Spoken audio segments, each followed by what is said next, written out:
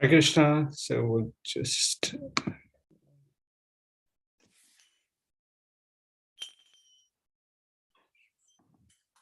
Jaya Radha Madhava Kunja Bihari Jaya Radha Madhava Kunja Bihari Jaya Gopi Jana Vallabha Girivaradhari Gopi Jana Vallabha Girivaradhari Yashodanandana Braja Jana Ranjana Yashodanandana Braja Jana Ranjana Yamuna Tira Vanachari Yamuna Tira Vanachari Jaya Radha Madhava Kunja Bihari Jaya Radha Madhava Kunja Bihari Jaya Gopi Jana Vallabha Girivaradhari Jaya Gopi Jana Vallabha Girivaradhari Yashodanandana Braja Jana Ranjana Nanandana Braja Jana Ranjana Yamuna Tira Vanachari Yamuna Tira Vanachari Jaya Radha Madhava Kunja Bihari Jaya Radha Madhava Kunja Bihari Hare Krishna Krishna Krishna Hare Hare Hare Rama Rama Rama Hare Hare Hare Krishna Krishna Krishna Hare Hare Hare Rama Rama Rama Hare Hare Hare Krishna Krishna Krishna Hare Hare Hare Rama Rama Rama Hare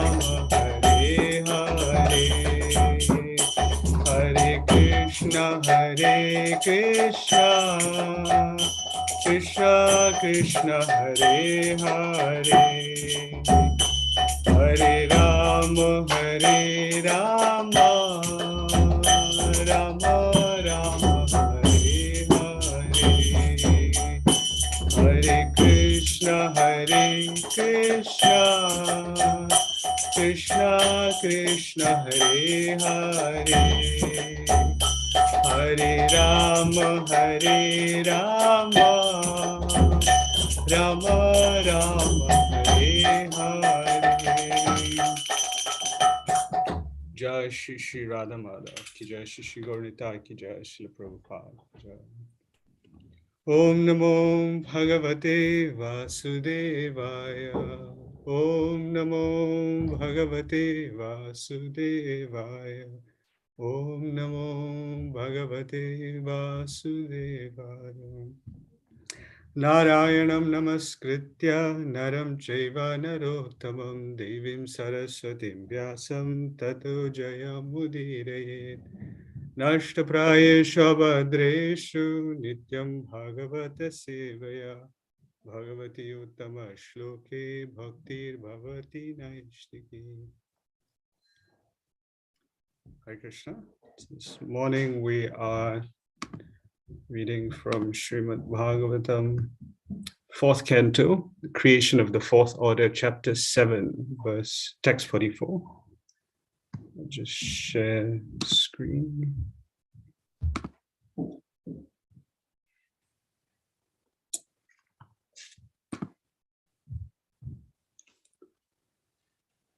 Vidyadhara uchu tvanmayayartamabhipadya kalevarasmin Kritva mama hamiti dhurmatirutpate svai Kshiptopyasad vishayalalasa atmamoham Yusmat katamritanishe vaka udvyudyashe Vidyadhara uchu Tvanmayayartamabhipadya kalevarasmin Kritva mahamiti durmati utpatai svai Kshiptopyasad vishayalalasa atmamoham Yusmat katamrita nishevaka udvyudasye Vidyadhara uchu Tvanmayayatam abhipadya kalevarasmin Kritva mamahamiti durmatirutpate svai Kshiptopyasad vishayalalasa atmamoham Yusmat katamrita nishevaka udvyudasye. Let's read the synonyms. Vidyadhara, the Vidyadharas. Uchu, said.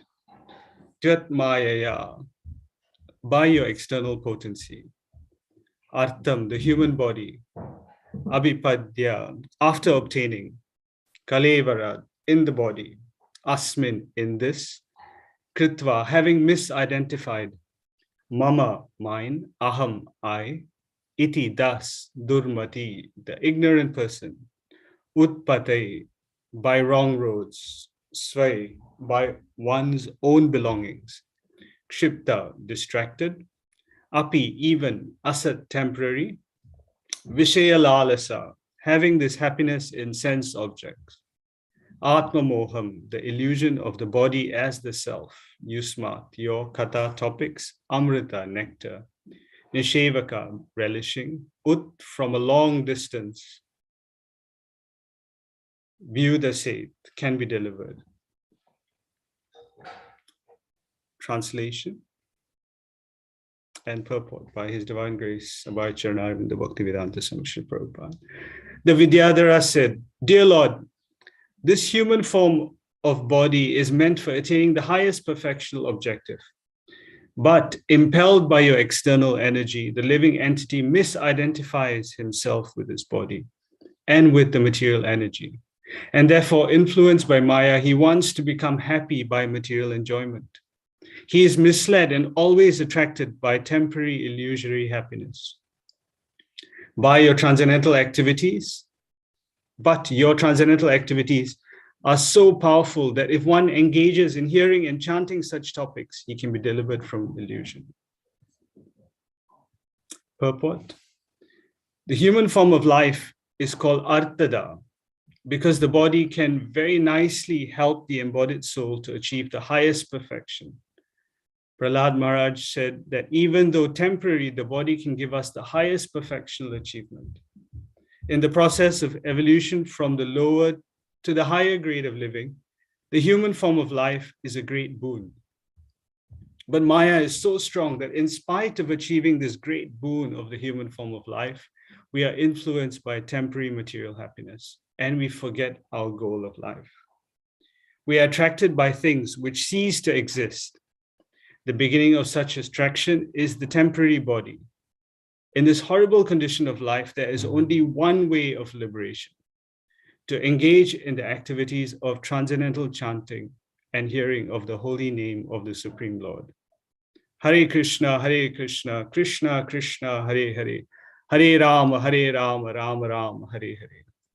The words Yusmat Katamrita Nishevaka mean those who engage in relishing the nectar of the topics of your Lordship.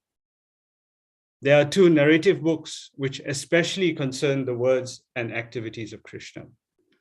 Bhagavad Gita is the instruction given by Krishna, and Srimad Bhagavatam is the book containing topics exclusively about Krishna and his devotees. These two books are the special nectar of the words of Krishna. For those who engage in the preaching of these two Vedic literatures, it is very easy to get out of the illusionary conditional life imposed upon us by Maya. The illusion is that the conditioned soul does not try to understand his spiritual identity. He's more interested in the external body, which is only a flash and which will be finished as soon as the time is designated. The whole atmosphere will change when the living entity has to transmigrate from one body to another. Under the spell of Maya, he will again be satisfied in a different atmosphere. This spell of Maya is called Avarnatmika Shakti because it is so strong that the living entity is satisfied in any abominable condition. Even if he's born as a worm living within the intestine or abdomen in the midst of urine and stool, still he is satisfied. That is the covering of Maya. But the human form of life is a chance to understand, and if one misses this opportunity, he is most unfortunate. The way to get out of illusory Maya is to engage in the topics of Krishna. Lord Chaitanya advocated a process whereby everyone may remain in his present position without change, but simply hear from the proper authoritative sources about Krishna. Lord Chaitanya advised everyone to spread the word of Krishna. He advised, all of you become spiritual masters. Your duty is to simply talk to whomever you meet of Krishna or of the instructions given by Krishna. The International Society for Krishna Consciousness is operating for this purpose. We do not ask anyone to first change his position and then come to us. Instead, we invite everyone to come to us and simply chant Hare Krishna, Krishna Krishna, Hare Hare, Hare Rama, Rama Rama, Hare Hare. Because we know that if one simply chants and hears the topics of Krishna, one's life will change. He will see a new light and his life will be successful. Om Jnanatimirandasya Jnananjana Shalakaya Chakshurunmilitam Yena Tasmai Shri Gurave Namaha. Shri Chaitanya Mano Bhishtam Stapitam Yena Bhutale Swayam Rupa Kadamayam Dadati Swapadantikam. Vandeham Shri Guru Shri Yutta Pada Kamalam Shri Gurun Vaishnavamsha Shri Rupam Sagrajatam Sahagana Raghunathanvitam Tam Sajivam Sadvaitam Savadutam Parijana Sahitam Krishna Chaitanya Devam Shri Radha Krishna Pada Sahagana Lalita Shri Vishakhanvitam He Krishna Karuna Sindhu Dinabandho Jagatpate Gopesha Gopika Kanta Radha Kanta Namostute Tapta Kanchana Gaurangi Radhe Vrindavaneshwari Vrishabhanustute Devi Pranamami Hari Priye Vancha Kalpatarubhyasya Kripa Sindhubhya Evacha Patitanam Pavanebhyo Vaishnavebhyo Namo Namaha Jai Shri Krishna Chaitanya Prabhu Nityananda Shri Advaita Gadada Shivasari Gaura Bhakta Vrinda Hare Krishna Krishna Krishna Hare Hare Hare Rama Rama Rama Hare Hare Namo Vishnu Padaya Krishna Krishna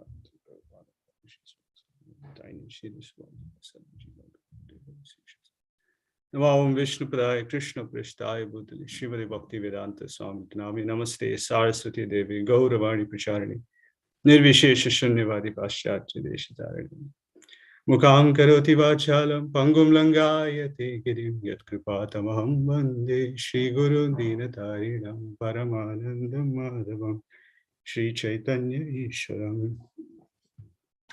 Hare Krishna.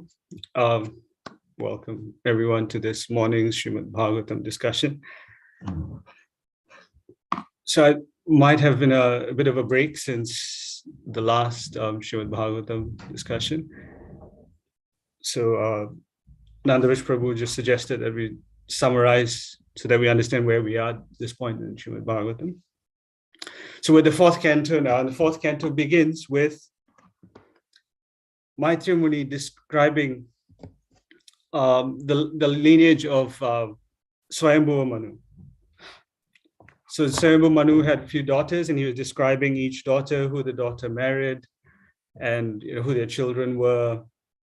So like that, he was talking about one of Manu's daughters, Prasuti, who married Daksha.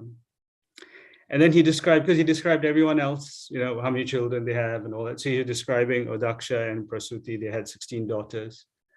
And then each daughter married someone and had different children. So then he came to the 16th daughter of Swayambhuva Manu, who was Sati. And then he said, Sati married Lord Shiva. But then she did not have any children. She died early before she attained maturity. And then Vidura was asking questions. Why did this happen? Because everyone else, he described their children, but Sati, why did she die so young? How did she give up her body? And so then this conversation starts. Maitreya starts explaining what happened, how Sati gave up her body, why Daksha was,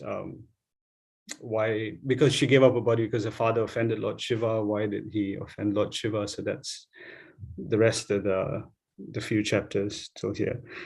So as an explanation to those questions, Maitreya Muni starts explaining about Lord Shiva, about his glories. He's the greatest devotee, Vaishnavanam Yatha Sambhu, about his saintly qualities. And then he describes about Daksha himself. And he was a great, he's Daksha, he's expert, he's Daksha Prajapati, he's expert in creating progeny, he's an expert progenitor. And but then his false ego was, he was respected by everyone. When he would walk, he'd be just so effulgent, everyone automatically offer obeisances to him. But that wasn't enough. He was envious of Lord Shiva. He wanted to be the only one who was worshipped or who received respect from everyone. And for some other reason, so he had some enmity towards Lord Shiva. And then once there was a great sacrifice being conducted by all the great personalities in the universe. And then at that yajna, all the different demigods, rishis, everyone is present, and including Lord Brahma and Lord Shiva. And at that time, Daksha walked in and he wasn't given respect. Everyone else stood up, offered their respects to him, except Lord Shiva and Lord Brahma. But Lord Brahma was understandable because he's the father, so he doesn't have to offer respect, obeisances.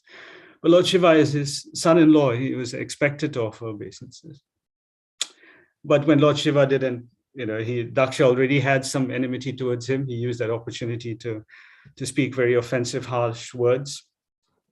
And then he started criticizing Lord Shiva. And then Lord Shiva, though he was criticized, he remained very calm.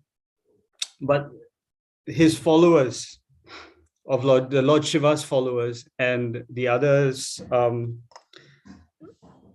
who were Daksha supporters, they started arguing with each other, and they started cursing and counter-cursing each other.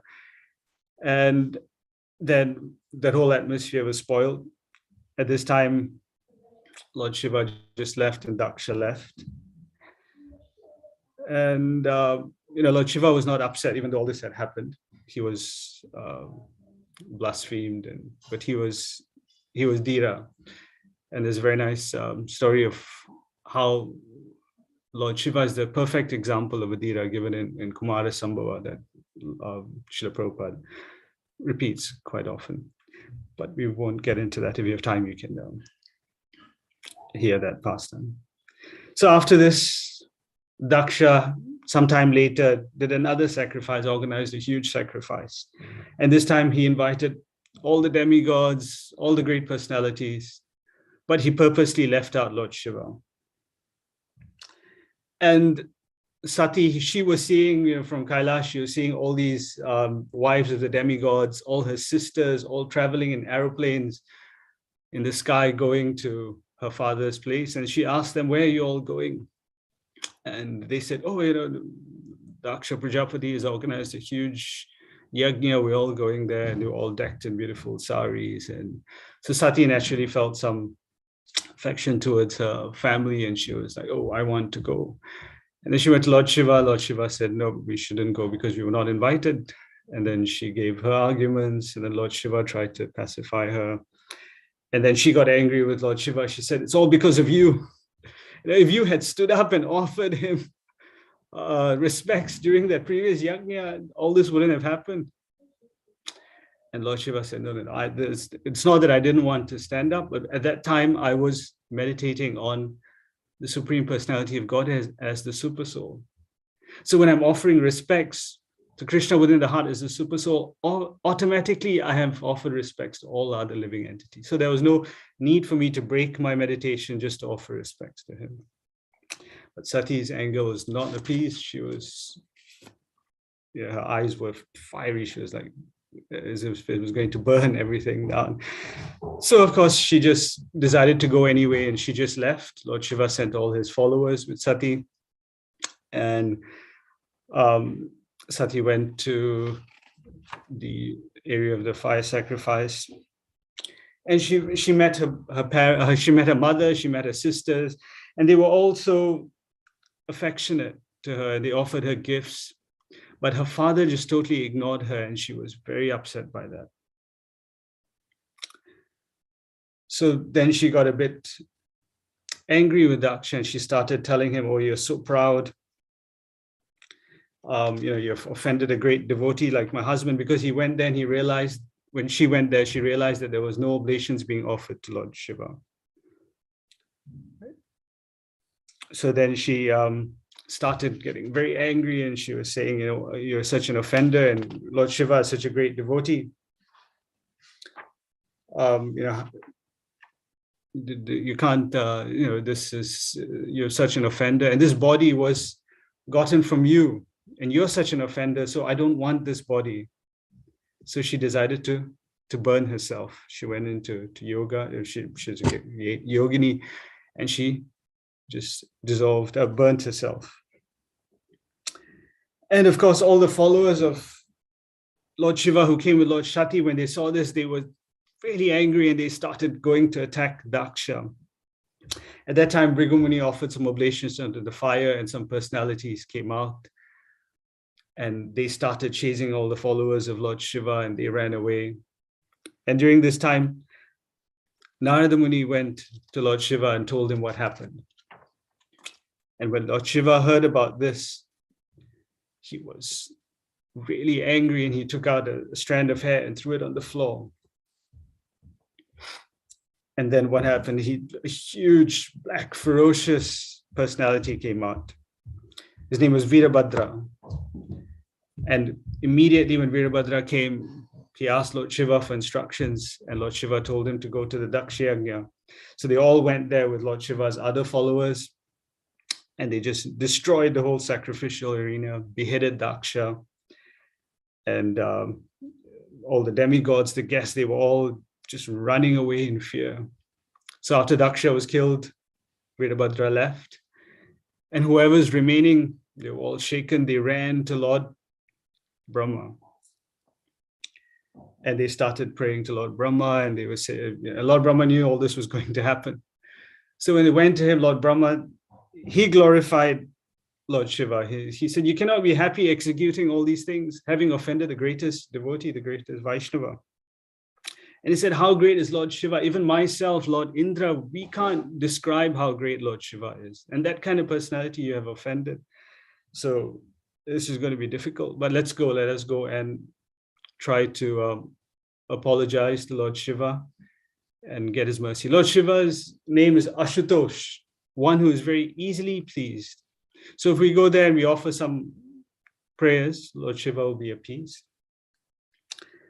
So they went to meet Lord Shiva in Kailash. And Lord Shiva he smiled and he said, look, I'm not there to punish him. I'm like, if a child kicks the father doesn't take much offense. So I'm like a father, I just want to correct my child. I don't have any enmity towards Daksha. So he forgave everyone, and they invited him to the fire sacrifice. So Lord Shiva appears at the fire sacrifice, and Then he tries to, and then Daksha gets a head of a goat. And immediately once he gets the head, his memory comes back and he starts offering prayers and asking, begging for mercy of Lord Shiva. And he also remembers what happened to Sati, and he gets very upset and he's heartbroken. And then Lord Shiva says, okay, let's start the yajna again. And now the yajna restarts properly with Lord Shiva there and oblations being offered to Lord Shiva. And once Daksha starts the yajna, immediately, because yajna is Vishnu himself, so the minute the yajna starts, Vishnu himself descends in the Garuda. And everyone offers obeisances to Vishnu, and then everyone starts glorifying Vishnu. So there, first, it starts off with Daksha, and then different personalities are glorifying Vishnu according to their own realization, according to their own realizations. And then at this point, the Vidyadharas, they start glorifying and offering prayers to Lord Vishnu. So here the Vidyadharas, they're offering, how are they glorifying Vishnu? They're saying that even though one is completely absorbed in materialistic life, he can overcome this illusion just by hearing and chanting the transcendental activities of the Lord. So that's, the Lord is so glorious just by hearing and chanting the transcendental glories of his glories. We can become released from the clutches of Maya. So that is their glorification of Vishnu. Srila Prabhupada, the purport, he starts off quoting Prahlad Maharaj. Kaumara achare pragyo dharman bhagavata niha durlabha manusha janmam tad api adhruvam attadam. So Prahlad Maharaj says that this life is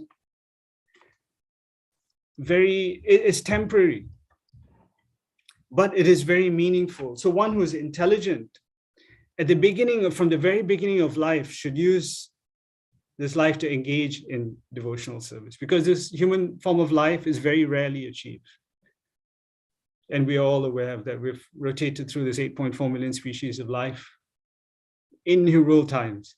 So coming to this human form of life is very rarely achieved.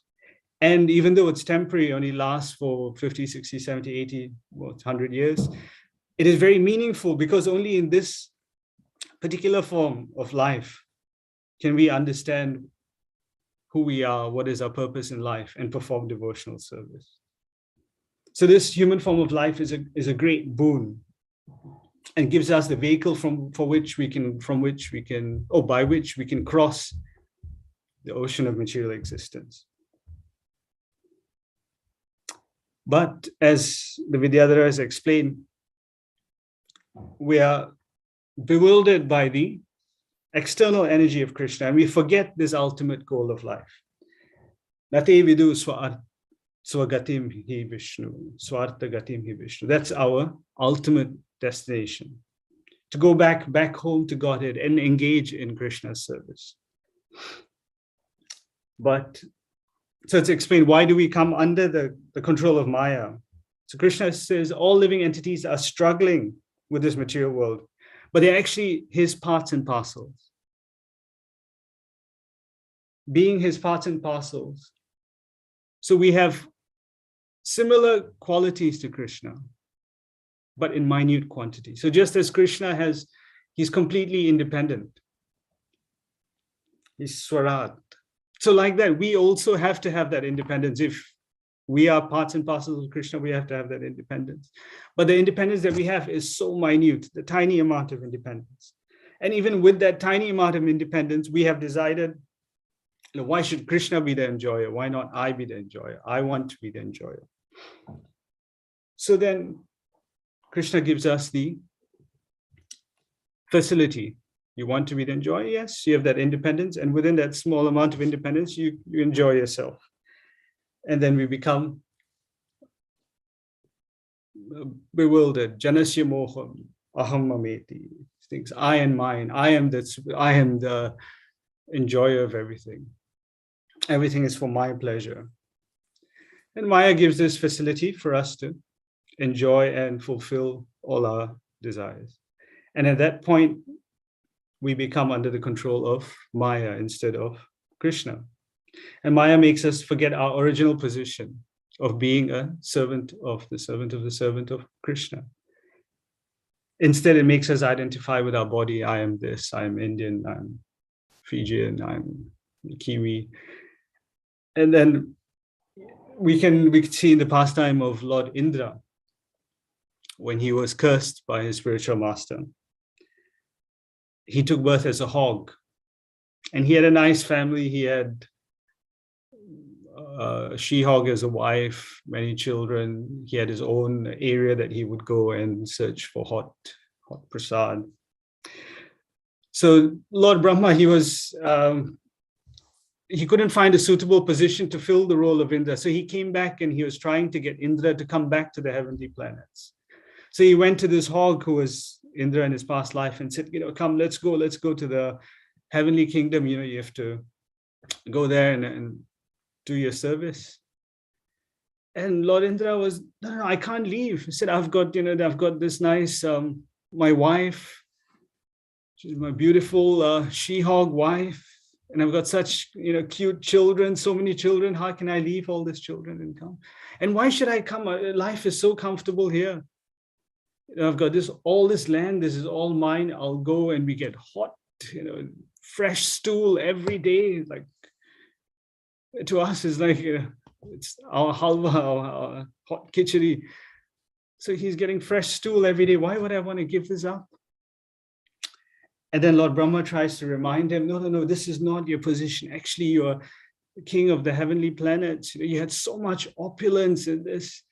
He's trying to explain and trying to get him to go back. And Indra is like, no, I cannot have so much responsibility to my wife, my kids, who will look after them. And why, I'm so comfortable here. Why would I leave? So Srila Prabhupada says, that is Maya. We're in the most abominable condition of life.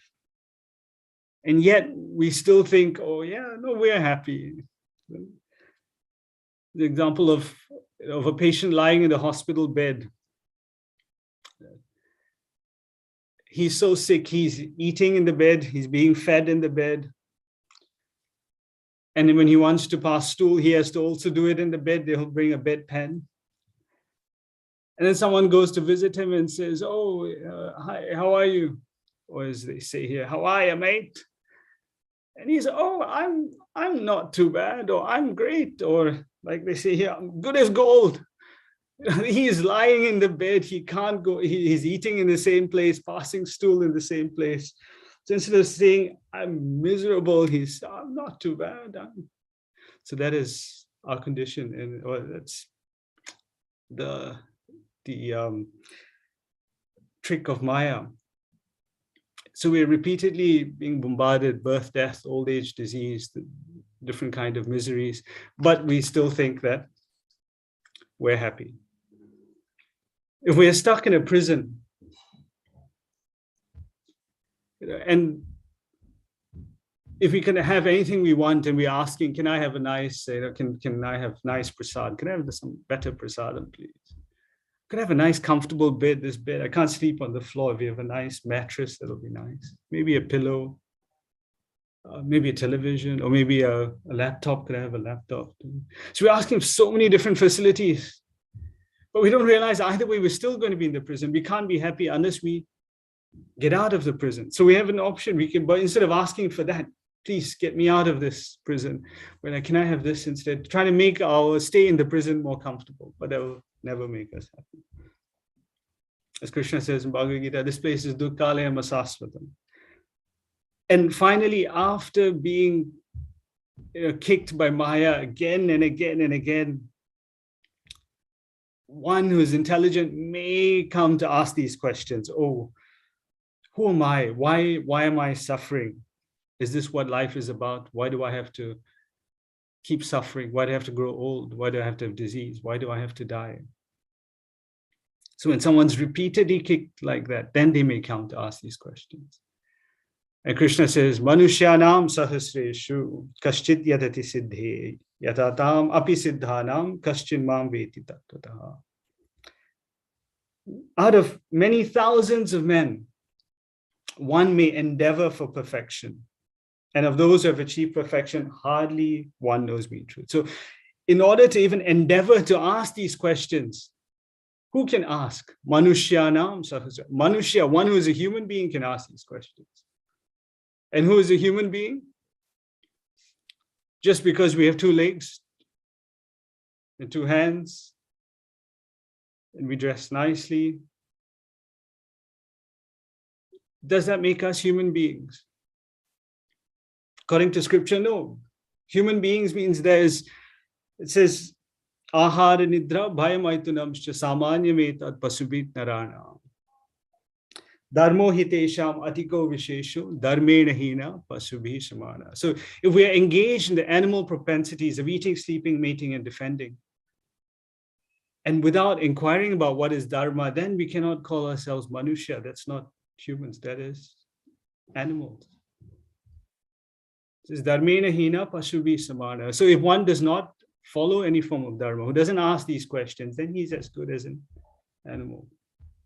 So 99% of the world's population is like that. We're all following just animal propensities. So then what is the hope for all of us? What is the hope for the whole population that is bewildered by Krishna's external energy? How will they utilize this very rare birth, this rare opportunity? So here Srila Prabhupada says in the purport, and the Vidyadhara has also explained this, the only hope for all these people is if they engage in the hearing and chanting about the topics of Krishna and chanting Krishna's name, the Hare Krishna Maha Mantra. Even though we are bound in this network of illusion, Krishna is always thinking how he can help us, how he can reclaim us. So therefore, he keeps coming back. He keeps appearing in this material world to help us come out of this illusion. Whenever the Lord descends, he has his own internal reasons, and he has some external reasons. So in Srimad Bhagavatam, it's explained. Anugrahaya bhaktana manusham dehamastita bhajate tadrishi kridha yashrutva tatparo bhavet. Anugrahaya bhakta. The Lord is so merciful. And just to show special mercy, he comes. He assumes a human-like form and engages in different pastimes just to attract the minds of all those who hear about his activities. So he is so kind that he comes to perform leelas, perform pastimes, so that we may all hear and chant about his glories. And when that happens, then we have a chance of coming out of this illusion.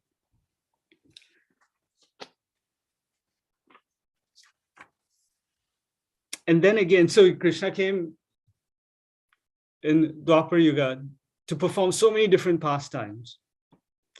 And they've been recorded in scriptures like the Srimad Bhagavatam. And then again, Krishna comes in Kali Yuga as Chaitanya Mahaprabhu. But this time he doesn't come just to perform pastimes, but he comes to glorify the pastimes that Krishna has performed and to propagate Srimad Bhagavatam and to propagate the highest, the Yuga Dharma for this age of chanting the Hare Krishna Maha Mantra, to chant Krishna's name. So therefore he's Mahavadanyaya. He's so munificent. He comes, he has performed pastimes, and then when we're not reading it, we're not remembering it. So he comes as a devotee himself to teach us how to hear and remember that. And how does this chanting and hearing, this is a huge topic, but what little I know I could share. So this Shravanam and Kirtanam, what does that, how does that dispel illusion? So Chaitanya Mahaprabhu, he says, Nitya Siddha Krishna Prema Sadhya Kabunai Shravanadi Suddha Chitte Koro He Udhai. He says this pure love for Krishna, this Krishna Bhakti is actually in everyone's heart. It's not something that you have to go outside and search. It's in your heart. And how do you realize it? By cleansing the heart by Shravanam and Kirtanam, starting with Shravanam. So by hearing and then by chanting Lord's name and Lord's pastimes, then our heart becomes cleared, and then that original Krishna consciousness will be revealed. And in Srimad Bhagavatam, it's also described, Srinvatam Swakata Krishna Punya Shravana Kirtana. And then there's a whole series of verses that describe how by chanting and hearing, your heart becomes purified. You get transformed from the mode of ignorance and passion to goodness, and from goodness to pure goodness, and in which state you can understand Krishna. So then one may ask, so what is the prerequisite? Is there any prerequisite for hearing this, for doing Shravanam Kirtanam, for hearing and chanting the Lord's name or his activities? Do I have to do something in order to prepare myself for that? And then Srila Prabhupada in the purport says, there is no, what's the word he says? We do not ask anyone to first change his position and then come to us. There's no prerequisites you need to do before this. Lord Brahma says, Gyane prayasam udapasya namanta eva jivanti sanmukaritam bhavadiya vartam stane stita shruti gatam tanuvan manobhir yaprayaso jita jityapyasi taistrilokyam. So stane stita shruti gatam tan. It doesn't matter whatever social position you're in. Just throw away that speculative knowledge. Engage your body, mind, and words in offering respect to the descriptions of the personality of Godhead and his activities, dedicating their lives to hearing these. And how do we hear this? Hearing the pastimes of the Lord, which are vibrated by his devotees and by the Lord himself. And he says that's the only way to conquer your lordship. Otherwise, Krishna is inconquerable. So that's the only way. And this is, Srila Prabhupada showed us how in the initial periods where he went, he didn't, the people he preached to were not the kind of people that you were going to tell you do this, first do this, and then you can, he just went and he just magnanimously gave Krishna's name, conducting classes. Even if no one came, he was speaking Bhagavad Gita. He did not ask that anyone first do this. There was no prerequisite. He just freely gave it to everyone. And by doing this, if we can conquer Krishna, then we can conquer Maya. Because it's Krishna Surya Sama, Maya Haya Andakar. Yahan Krishna Tahan Nahi Maya Ra Adhikar. So Krishna is like the sun and Maya's like darkness. So if there is sun, there cannot be darkness.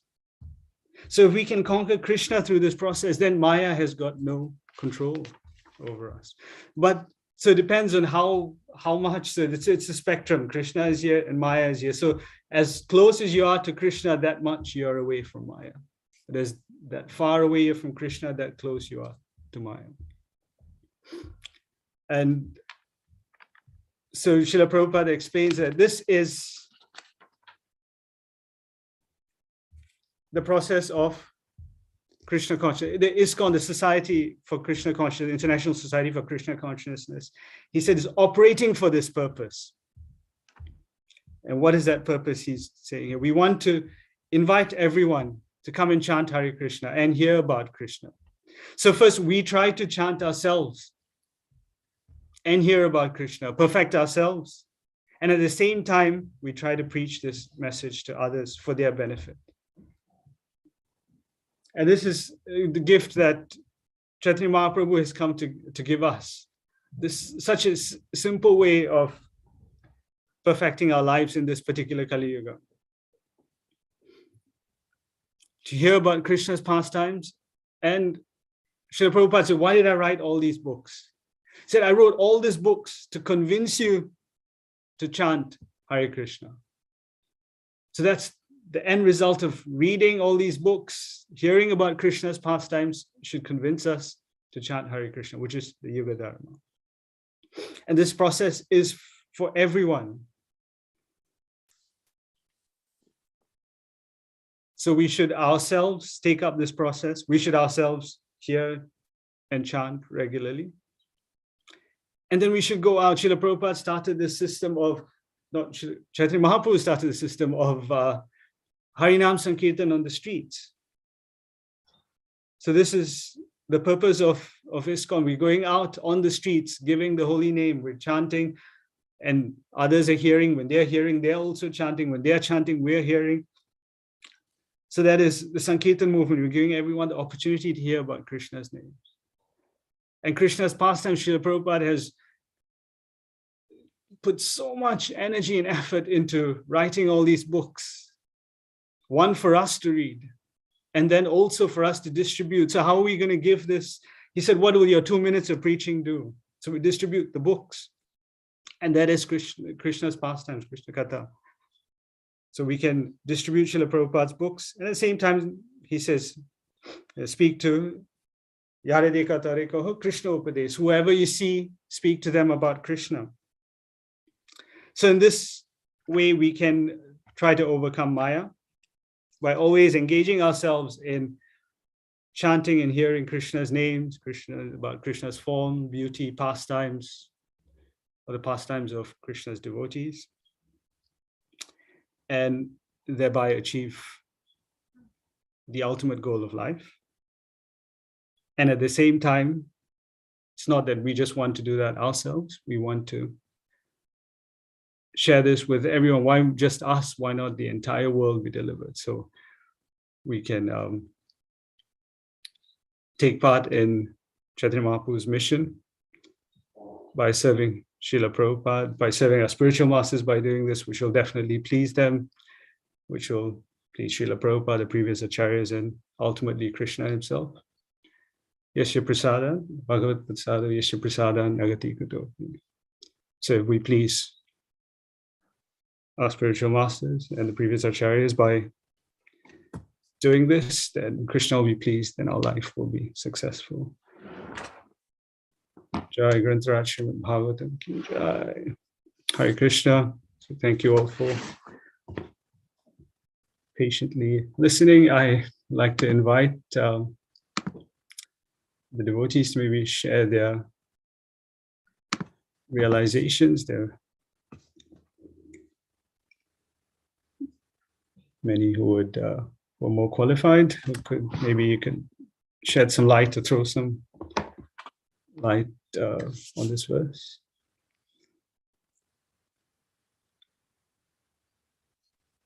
Krishna. Or Srinivas Prabhu, Hare Krishna, maybe you could share something.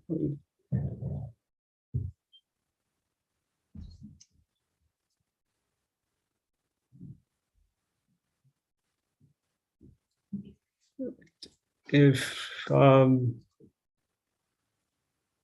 no comments, maybe we'll end here today. Thank you very much. Vancha kalpatarubhyascha kripa sindhubhyev cha patitanam pavanebhyo vaishnavebhyo namo namaha. Jai Shri Prabhupada ki jai. Jai. Gurudev ki jai. Hare Krishna. Nice class, Prabhu. Thank you so much, Prabhu. Nice class. Hare Krishna.